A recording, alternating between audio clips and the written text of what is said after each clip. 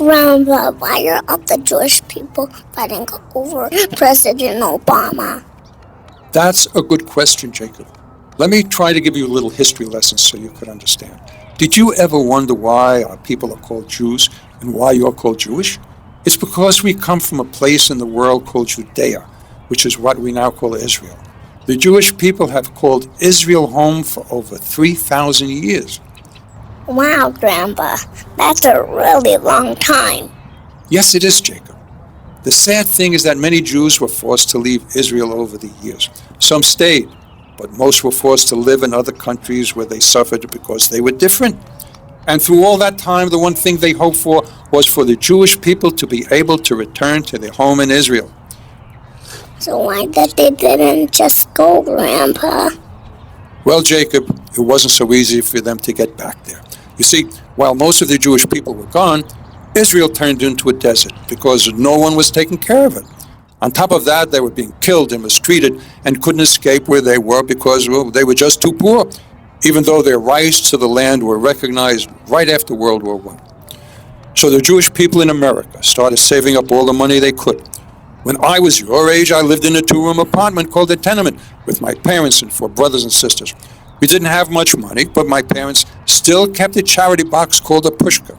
They sent the money to Israel so that Jewish people could buy back the land and start farms and cities there. Then, after the Holocaust, the Jewish people realized that they couldn't wait any longer to have their own country in Israel. So the Jews who were already living there fought to bring the survivors in from Europe. The problem is that the Arabs didn't want the Jews to have Israel, even though they have 22 countries of their own. So they sent their armies to try to kill all the Jews. But in a great miracle, the Jews won and reestablished the Jewish homeland. Are you still with me so far, Jacob? Yes, Grandpa. Good. Now, let me tell you what's happening today. Some groups of Arabs who live in the eastern part of Israel were made homeless because their own Arab countries don't want them. This is mostly the fault of a country called Jordan, which is right next to Israel. Instead of helping them, these countries encourage them to continue to attack Israel. Kids your age, they go to summer camps named after terrorists and are raised to blow people up with bombs. The other thing they do is tell bad lies about the Jewish people.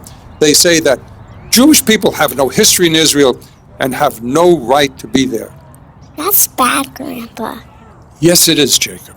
So about 20 years ago, some leaders thought it would be a good idea to take a big risk and negotiate splitting off a part of Israel to give to these homeless Arabs. They figured that Jews and Arabs just couldn't get along, and if each side had his own country, then there would be peace. A lot of Jewish people supported this idea too. Some are silly enough to think it still might work, but most now know that the truth is the Arabs aren't attacking Israel because they want to set up another country. It's because they still want to destroy Israel after all these years. The problem is that there is another group of people who also want to see Israel split. And this is the group that President Obama is a part of.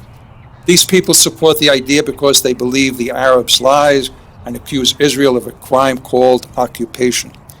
That's just a nice way of saying that Israel stole the land and needs to give it back.